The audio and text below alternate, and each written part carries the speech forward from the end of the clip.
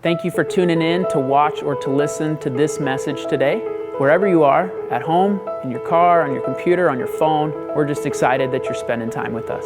We are on a mission here at CRB to lead people to know and love Jesus. And so if you call this place your home, I encourage you to visit our Give page on our website, where you can find a few easy ways to faithfully support God's work here at the church, financially, through online giving. At CRB, we believe that love will save the world, and the best place to do that is in the local church. So if you live in San Diego or if you're visiting the area, we just want to invite you to come join us on a weekend, come hang out with us, and be a part of the family here. Enjoy the message. If you are joining us for the first time, or in case you weren't here last week, we began a new series together on the life of Samson. And I want to talk today about something that's missing in the life of Samson that is often missing in my life. It's often missing in your life. And it's a kind of relationship that unless we decide it's important, unless we decide to value this particular relationship, it's just going to get squeezed out because of the priority of other relationships in our life. Because when it comes to relationships, this is true whether you're Christian or not, there is a hot seat. There's several hot seats or pressure that you feel in various kinds of relationships. When it comes to romantic relationships, there is a built-in pressure to life. Whether you're a Christian or not, you don't have to think about it. It's just intuitive. It's the world that we live in. If you're married, you feel this pressure. Do we have a healthy marriage? Are things going good? Are things going bad? You benchmark with friends. How often do you go on date nights? How often do you guys get to spend time together? There's just this natural pressure. If you're dating somebody, how are we doing? Are we going to make it? There's just this pressure. It's been there since you and I were kids. From every movie you saw when you were, little girl, little boy, will they or will they not fall in love at the end? It was the premise of every film.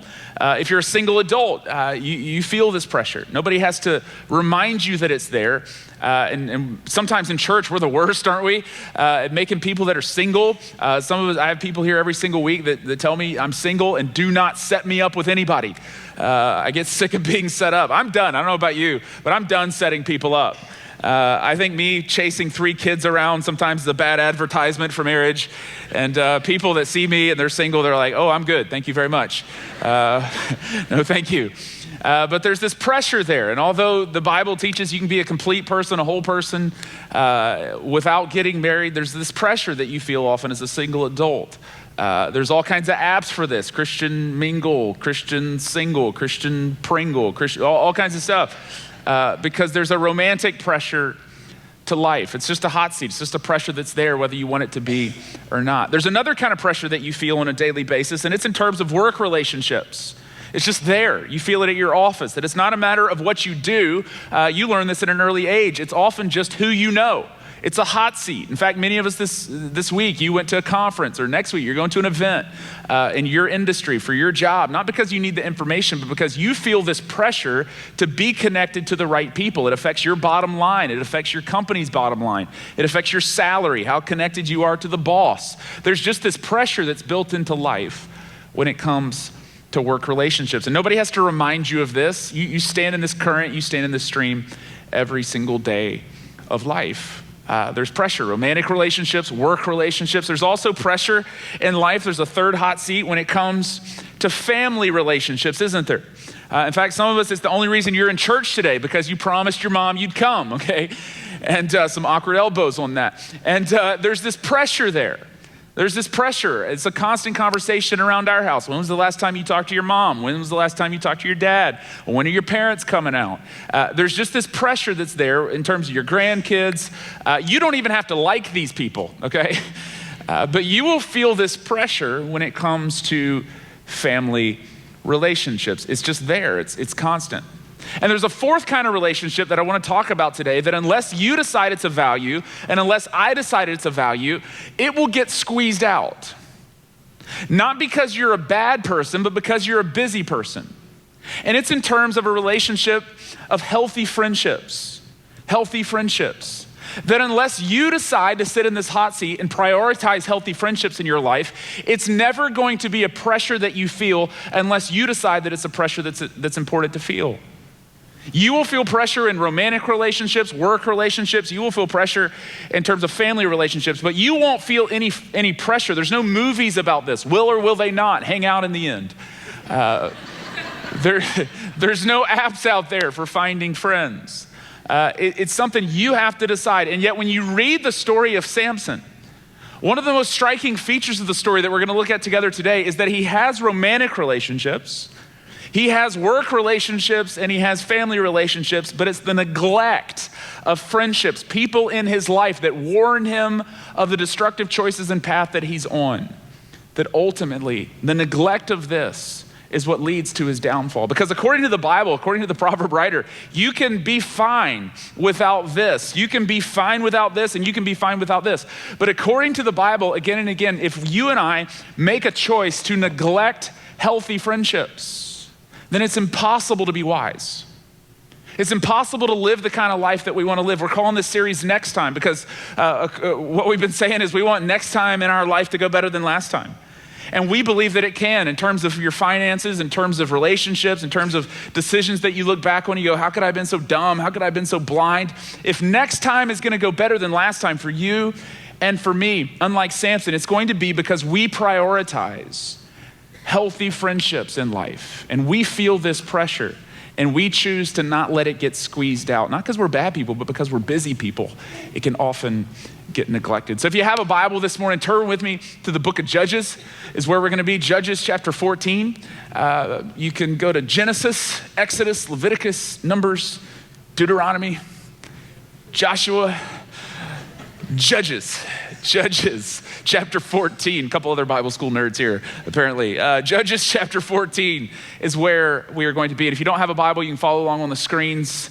And you can also download our app. That's a good place to follow along. Judges chapter 14. Last week, we began talking about Samson. And from birth, Samson lived underneath something that was called the Nazirite vow. If you weren't here last week, or if you were, just as a quick refresher, underneath this particular vow, he wasn't allowed to go to funerals. He wasn't allowed to be next to or around anybody or anything that was dead. He wasn't allowed to drink alcohol under this vow. He wasn't allowed to have a razor touch his face or his hair under this vow. Typically, it was a 30-day vow, but for Samson, it was for life. And what this meant in the life of Samson is that there were high expectations for who he was. He was supposed to be great. He was supposed to politically be a revolutionary that would push back the Philistines, the rival of the Hebrew people. And yet when we looked at the story last week, everything went wrong because Samson fell in love with a girl. How we've evolved as people. Everything gets derailed. In fact, he doesn't just fall in love with the wrong girl once. The scriptures say it happens 3 times, that this is an Achilles heel for Samson, that ultimately it leads to his death when he gets seduced by Delilah in that famous scene if you've been hanging around church for a while. But it's not just in terms of romantic relationships that Samson struggles. It's in terms of violence. The scriptures say he has a temper, apparently. He goes off, flies off the handle, kills 30 people in Ashkelon. Keep reading in the story. By himself, he kills 1,000 people in Lehi. Ultimately, at the end of his life, he pushes the pillars down, kills his enemies. That he's an incredibly destructive person. But the scriptures want you to know at the outset of the story where things begin to go wrong for Samson. Judges chapter 14. Turn with me to verse 10 together. It says this. Now his father, Samson's father, went down to see the woman. He's on his way to get married. And there Samson held a feast as was customary for young men. In our culture and in our world, a wedding is 7-8 hours long. In the ancient world, a wedding was 7 to 8 days long. It was a celebration. Your friends, your family, your community, everybody would gather around. The purpose was the same as it is in our culture, for the community, for friends to stand with you in this sacred vow. But notice what the story says next about Samson. He's at his wedding. When the people saw him at his wedding, they chose 30 men to be his companions. They chose 30 men to be his companions. They essentially pick out his groomsmen for him. In my years of being a pastor, I've seen some odd things at weddings. I'm sure you have too. I have seen brides that puke at the altar before. I have seen grooms that just do not come to the wedding. That was actually the same wedding, if my memory's correct on that one. I've seen all kinds of crazy things at weddings. One thing I have never seen at a wedding is a groom come to the wedding by himself. Unless you eloped, you do not go to the wedding by yourself. In fact, I would argue the purpose of the wedding is not just the coming together of the couple to make a vow before a pastor and God. The purpose of the wedding is for the community, the friends, the bridesmaid, the groomsmen, to stand with the couple in that moment. And this would be odd in our culture, and it was certainly odd thousands of years ago. Samson comes to his wedding all by himself. If you would have read this story in the world of Jesus, the striking feature, the haunting nature of the story of Samson is how isolated he is. This is the beginning of him headed down the destructive path. There is nobody there. He has this, and he has this, but he does not have friends. You read this compared to other Old Testament military heroes. David is an example. David has Jonathan next to him. David has Samuel next to him. But Samson lives alone. He's isolated. In fact, if you keep reading through the Samson story, he gets married. He shows up to his wedding alone.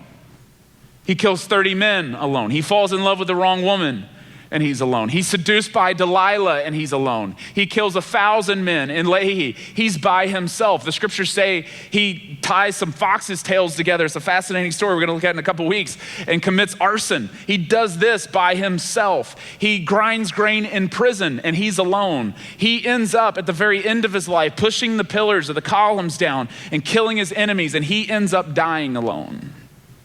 And in the world of Jesus, the shocking, haunting nature of the story of Samson is the lack of friends that were there to provide a word of caution, a word of warning as he was headed down the path of destruction.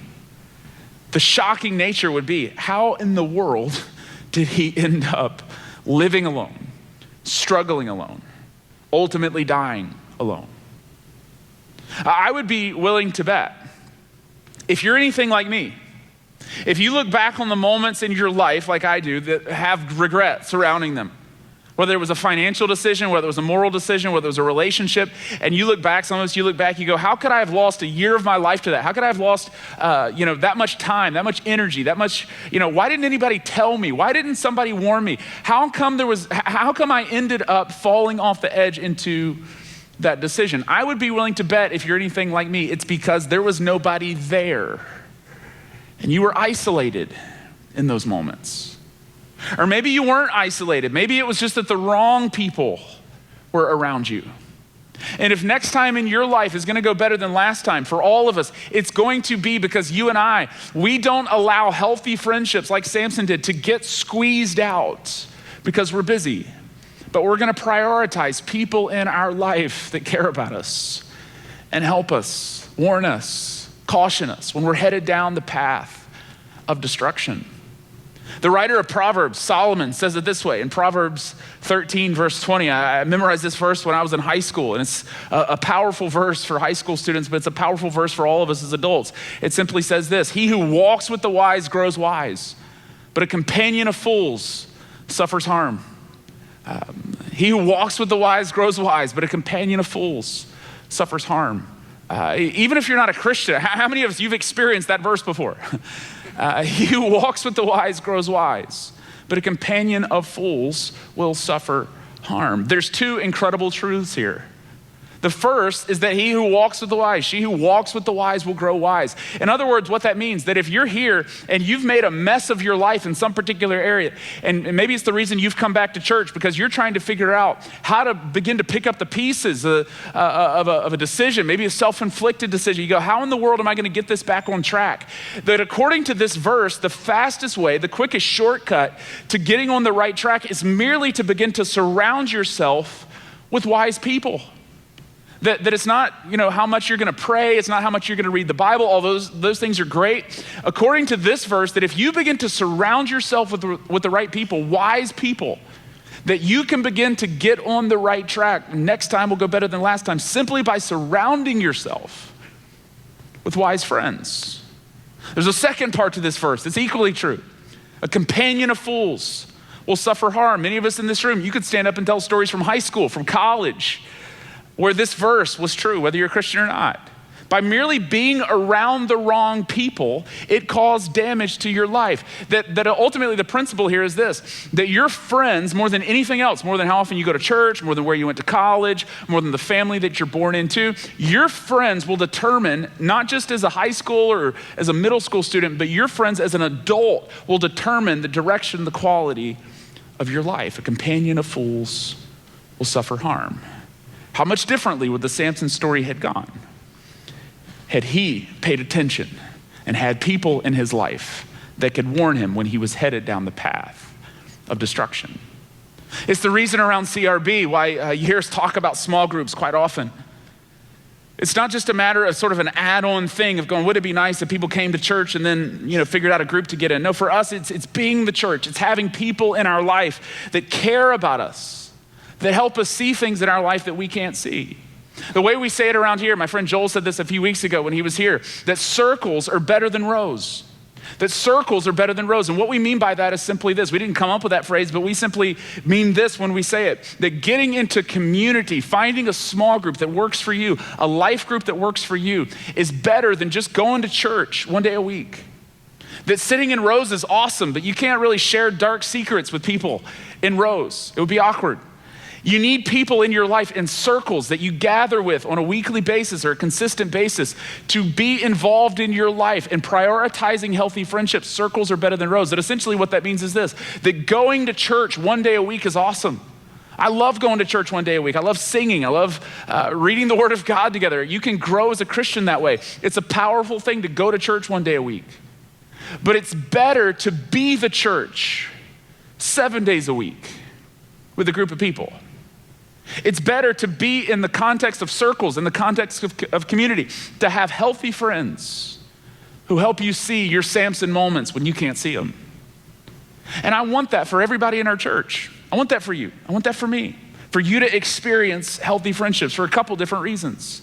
One of the reasons is because I want, when those moments come in life, as they inevitably do, when your world falls apart, when something happens, I want you to experience the power of not just having these kind of relationships, but having people who are there to carry you through those tough times. Many of us in the room, you could stand up and tell the story of how people in this church, people in your small group, were there for you to carry you through moments you didn't know how you were going to get through. And on the other side of it, I want you to experience the power of helping carry somebody when their world is falling apart. And being there for them, that it's exhilarating, that something about you feels like you have purpose in those moments to be the friend to somebody. And this is just an observation in my years of being a pastor, that when somebody gets the phone call, when I get the phone call that tragedies hit a particular family, and somebody's in the hospital, or they're at their house, or whatever's gone on, when I get to the hospital or I get to the house, this is just an observation, I can tell almost immediately whether or not that person's in a small group. Because if they're in a small group, I'm always the last one to the hospital and I'm always the first one to leave. Because when I get there, if they're in a small group, the small group is already there. After I leave, the small group has set up meal trains, prayer chains, trying to provide comfort and care for the family. But if somebody's not in a small group, again, this is just an observation, I'm typically the first one there and I'm the last one to leave. But when somebody's got a group that's around them, this is why I want this for everybody in our church, for you and me to experience the power of people in our lives that care about us in those moments of pain. There's another reason why I want everybody in our church in a group. It's another reason why this is my wish for you. Because you need people and I need people that help you see things in life like Samson didn't see, that are struggles, that are things in your life that potentially could be downfalls, pitfalls. The nature of sin, according to the scriptures, is that it's deceitful. And the nature of deceit is that you don't know when you're being deceived. That's just how it works. You can't see it. You need other people in your life that help you see the moments when you're being deceived and you're in danger. You can't do that alone. Life is too heavy to go at it alone. And temptations are too strong to figure them out alone. You need people. Several years ago, when I was about 22 years old, I grew up in Atlanta, Georgia, and I grew up on the banks of the Chattahoochee River. I don't know if anybody's ever heard of the Chattahoochee River before. A few of you, if you listen to country music, the Chattahoochee River works its way into several country songs. And growing up, there was a park not far from where I grew up called Soap Creek Park. And at Soap Creek Park, there was a rock in the middle of the river, in the middle of the Chattahoochee that was kind of a sacred space. I would go out to that rock. It's just one of my favorite places in the world. And it was one particular Saturday afternoon. I was about to move to Los Angeles as a 22-year-old, and I was going out to this rock, drove to Soap Creek Park, and put my shoes on. The Chattahoochee River is cold, and you don't know what you're going to step in the Chattahoochee River. You might be, a can, a refrigerator, dead body. You never know in the Chattahoochee River. And I walk out to this rock. You could walk to it. And I, about 15, 20 yards out, journey out to it. And typically on a Saturday, the river right there would be packed with people. But as I looked around, I noticed there was nobody. And a moment or two goes by, and I noticed that one of the shoes, I'd taken my shoes off, set them on the rock, had drifted down the stream. I don't think anything of it. Another moment goes by, and I see a kayaker come by, and he has a panicked look on his face. Another moment goes by, and I don't know why I'm 22, it didn't hit me. I see a family of 4 that is gathered on the banks of the river, a mom, a dad, 2 sons, one of the sons with a fishing pole, and they're screaming something at me, but I can't hear it over the rage of the river. And I'm sitting on the rock, and I think maybe I go to church with them. Maybe they're just trying to be friendly, and I give them one of those nice little waves, And I'm just relaxing on the rock. Well, another moment goes by, and it's that moment you get that sense something's just not right. And finally, the family's still there. I decide to lean in and hear what they're saying. And I hear the 12-year-old cutting across the rage of the river scream at me, "Dude, they just released the dam up the stream. Get off the rock." And I think he meant to add, "You idiot," at the end of it. Well, it's one of those moments. I'm not a great swimmer, but you kind of kick in eye of the tiger mode and you hop in the river, and there I go. I don't have the rubber duckies and all that, but I get in the river. I'm walking part of the way where I can, and other parts it's too strong to walk. You got to swim. Fight my way back to the edge of the bank, out of breath, exhausted, wearing one shoe. Look up at the 12-year-old boy. "I'm so glad you decided to say something." And he's standing there with a fishing pole. He looks at me and goes, "You're the only thing I caught all day, man." And I was so glad he decided to say something, because he saw a danger that I just couldn't see. We need people in our life like that. That's what community is for. People in our life that notice the moments that we're on the rock and there's danger and we can't see it. As a single adult, you need these people in your life. You need a life group, healthy friends, people that see things you can't see. Morally, relationally, in terms of how often your job, whatever is affecting your life, you need people to help you establish boundaries. You can't do that by yourself. When I was a single adult, 25 years old, 27 years old, there was a group of guys that they were the voice on the banks of the river for me. And we met every single week. And when it came to relationships, when it came to moral decisions, when it came to how often I prioritized work over people, whatever it was, they were there as a constant voice of caution. I want that for you as a single adult. As a married couple, you need community. You need people around you that are supporting you in your marriage. Not just a Samson in a marriage and say, "We're going at it alone." You need people to help you see those moments as a married couple that you're in danger. When I got married, I asked a friend of mine, a mentor of mine, I said, "Hey, what's the first thing I should do as a married man, as a married couple? What should we do?" He said, "You need to find a small group of other young married couples." I said, "Why? I don't want to find a group." He said, "Because you need to allow, Rosanna, you need to allow people to support you now so that your marriage will avoid the need for life support later.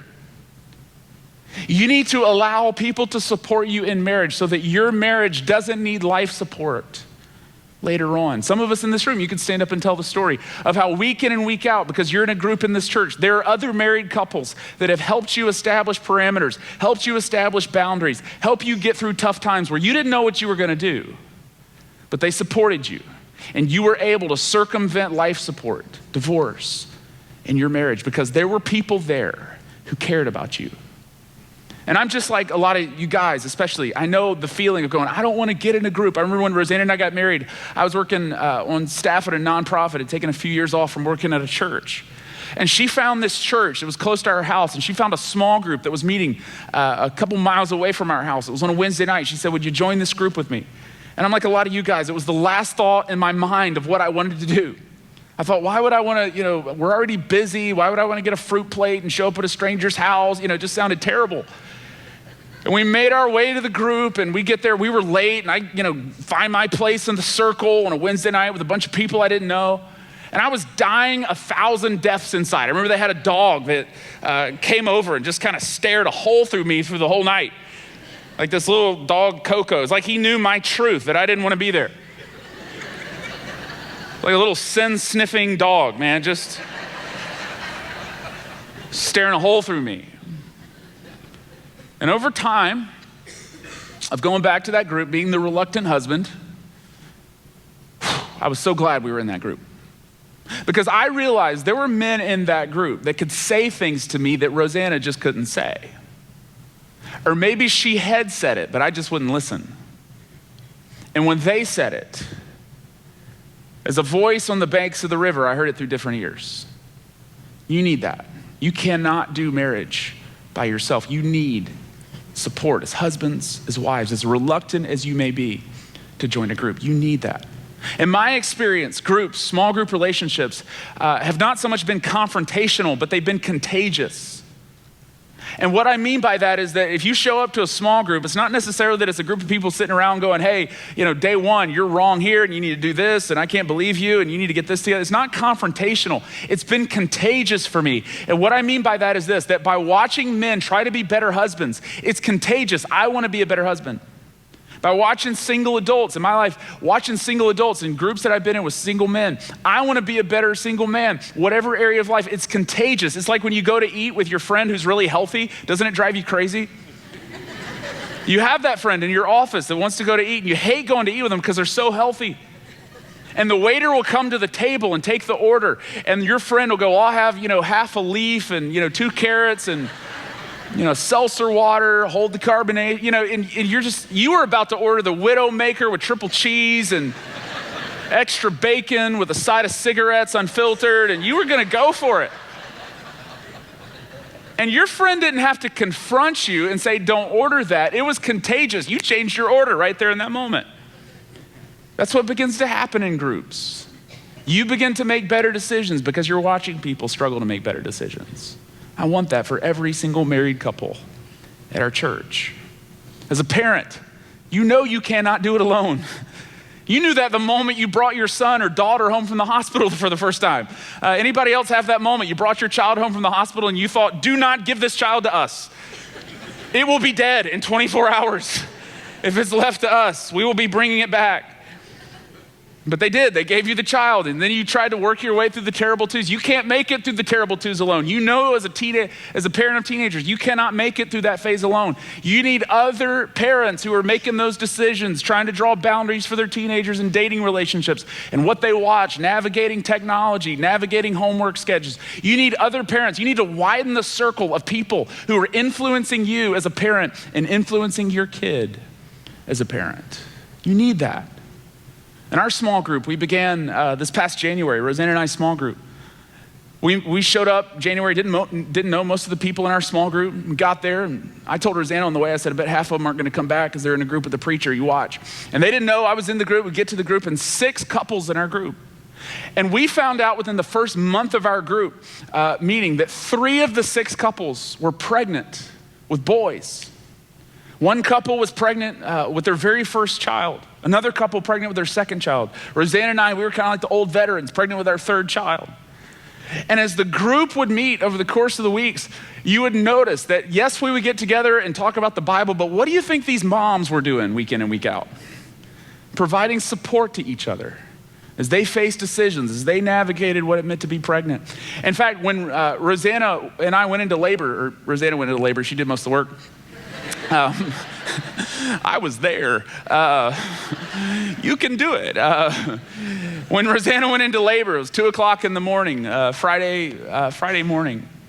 And the first person we called to show up to our house at 2:30 in the morning to watch our 2 kids so we could go to the hospital was somebody in our small group. And she was 9 months pregnant, and she shows up at our house. I want that for you. Not the 9-month pregnant girl knocking on your door at 2:00 in the morning. But friends who support you, who care about you, so that you don't just Samson it in life and go at it alone. We all need healthy friends. This got seared into my heart at my wedding. Rosanna, her dad, lost a battle with cancer in 2003. And Rosanna grew up in the northern suburbs of Chicago, Illinois. And her parents, for years, had a small group that met in her home, and she watched this as a little girl. Her parents valuing community week in and week out. And 6 years later, and 700 miles away from where her dad had passed away, on the fourth row of our wedding sat her parents' small group.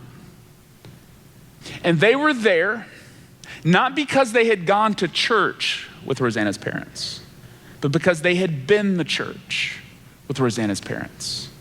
And it was seared into my heart, the power of intentional community, the power of intentional friendships and having people in your life. As a parent, you want this for your kids, don't you? It's my prayer for my sons. It's my prayer for your kids. You want this. In fact, some of us as a parent, it's your biggest desire as you sent your son or daughter off to school, high school, middle school, elementary school, a couple weeks ago. You were hoping, praying, you're still hoping and praying that they get connected to the right friends because you know your voice as a parent is waning in its ability to influence. You're hoping and praying that the right friends show up to help them navigate away from the Samson moments of their life. In fact, it's the reason why church-wide for us, not just for adults, but middle school ministry, high school ministry, groups are not just an add-on thing. We're trying to get everybody, middle school students, high school students, into a group so that when your freshman or your senior in high school shows up at Poway High School or Rancho Bernardo High School, wherever it is, they know that they don't just go to church with somebody one day a week, but they are being the church with somebody Monday, Tuesday, Thursday. And they're going to value good friends. Not because you and I tell them to, but because we model it as an adult. When they see you and they see me, prioritize friendships in life, not letting it get squeezed out because we're busy. It will begin to make an impression on them. So the goal is that every single one of us in this room would find a group of people to begin to not just go to church with, but to be the church with. So here's what we're gonna do. As the service comes to an end today, when our time is over here, in the atrium today, there are towers. And they have tags on it. And we time this well, okay? We're about to kick off a 10-week group cycle where groups all across the city are gonna begin meeting. And if you're skeptical, I certainly understand that. You don't have to get married to this group. It's only gonna get together for 10 weeks. You can just date them, figure out if you like them, okay? In fact, just go one time, speed date, I don't care, but just try a group. Just try a group. And if you walk into the atrium, here's what you're gonna see today. There's gonna be tags on the tower. And there's gonna be a name. Find a group that your stage of life, where you live, a night of the week that works for you, and find a group. And then you can take this tag, tear the bottom part off, fill your name out. There's gonna be a basket there, and you place your name in that basket. Somebody's gonna contact you to give you information about when that group meets. We want this for everybody in our church. There's another thing we're gonna give to you today if you wanna take it. It's just a card that says isolation on it. And on the other side of it is the verse I read earlier. He who walks with the wise grows wise, but a companion of fools suffers harm. You might wanna take that with you, stick it somewhere, put it in your son or daughter's lunch bag this week, but just as a reminder that we cannot do life alone. We need people. Let's pray together.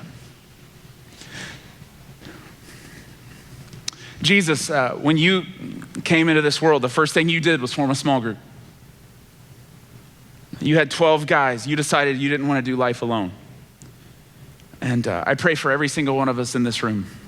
Would we discover the power of community? He who walks with the wise grows wise.